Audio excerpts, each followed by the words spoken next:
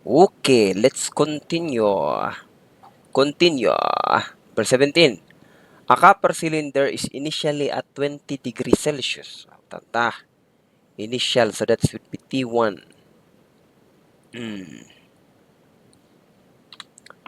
T1.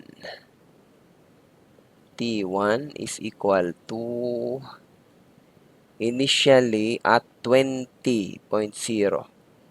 So you have 20.0 degree Celsius. Celsius. At what temperature will its volume be? 0.150% larger. So volume is 0.150% larger. So volume expansion, actually, words anay, volume is 0.150% larger. Larger than it is at 20 degrees Celsius. So, ibig sabihin, natong problema is T2. And then, your problem is about volume. So, this is volume expansion. Okay? So, that is, ibig sabihin, kung 0.150% larger, that would be volume all over original volume is, ano ba? 100% 100% 0.50. So, di ba, times 100 din niya, times 100, ibig sabihin, that would be equal to 100, 0.15%. Meaning, ini nga imo VO, durda ko ini kay sa B1 in this amount. Because that is 0.150% larger. Tama ba? Pagkaka-analyze? 0.150% larger. Durda ko hiyahin 0.150%.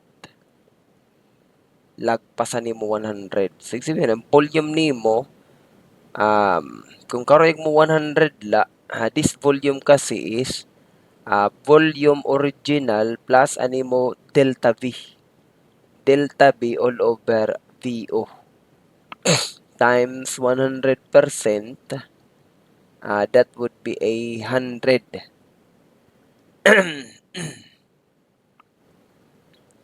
That is 100.15. So, ibig sabihin, yung delta bila, ini delta bila niya. So, ibig sabihin, delta bila niya. Because your VO over, VO all over 1, VO times 100, that would be 100%. So, ibig sabihin, 100% iniya plus delta V all over VO times 100%. Diba? Subdistribute nga di. So, kanya si the analogy. So, ibig sabihin, V all over VO, that is 1 times 100%, that will be 100%. Meaning, itat ginbibiling la is the delta V all over VO times 100%, and this is equal to 0.150%. So, pwede kita dito mag-focus. I can use this formula, but I can also use this one. Delta V all over VO is equal times 100%. 100% is equal to 0.150%. Tamang analysis. So, delta V, naghatag yan original volume. What, diba? So, I've already explained. Kitaon tabalikan niya formula for your delta V. That would be delta V, kapihon ta, delta V, delta VO, beta VO, delta T. Delta V, delta V, niya original formula, delta V is equal to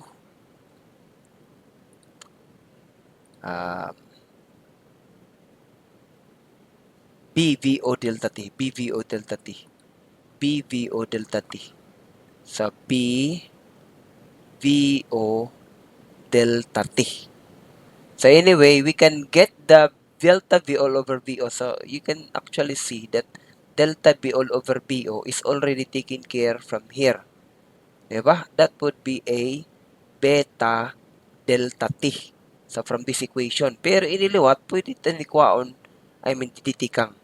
So, didi nga daan, So I hope you can see ibutang lang talaga ti equation. Ako advice ko ayo. Ibutang iti equation. Ibutang ko na mga given. So nakikita niyo nga hain niya part la iton iya question one way. Di ba?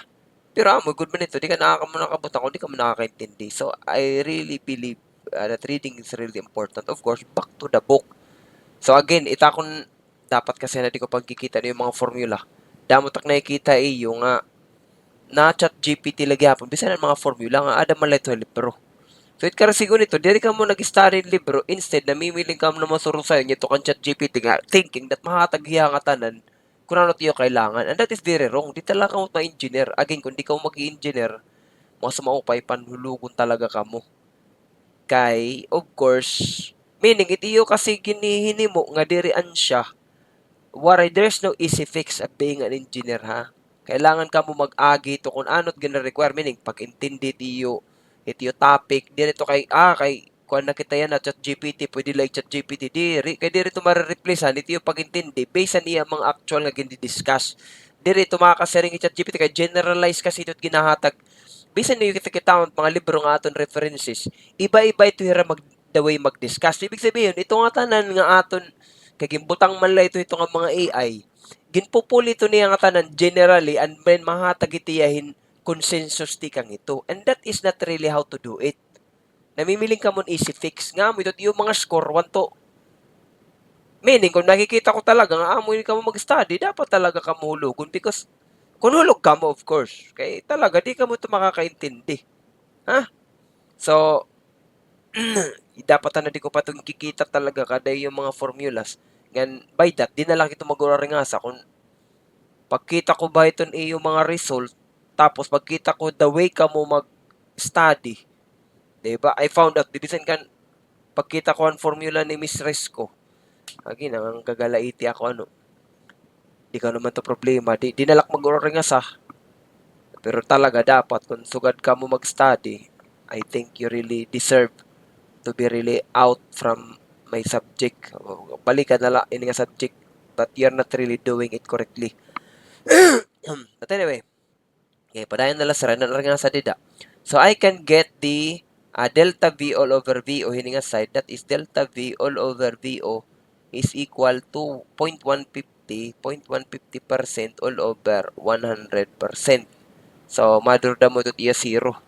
Of course, pagkuha ito nga percent, 0.150 divided by 100, that would give you a 0.0015. 0.0015. Okay? So, meaning, that would be 0.0015 all over beta. You have to find kung ano beta ini. So, that's a copper. So, papamilngon nimo iton beta, that is volume expansion constant. Volume expansion constant. Ade, for copper, demand 5.1 times 10 to the negative 5. 5.1 times 10 to the negative 5. Beta for copper is 5.1 times 10 to the negative 5. So, per Kelvin cube din niya. Tatya unit. Because this is temperature per Kelvin la. Okay. There nga yan. So, per Kelvin. So, diretso. That is per Kelvin. So, per Kelvin. So, Kelvin to the negative 1 or per Kelvin. So, substitute it here. 5.1 times 10 to the negative 5 per Kelvin.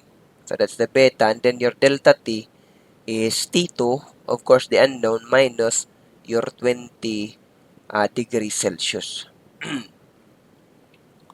So, ini nga Kelvin din this is delta. So, pwede tayo nibalyuanhin per degree Celsius. Okay?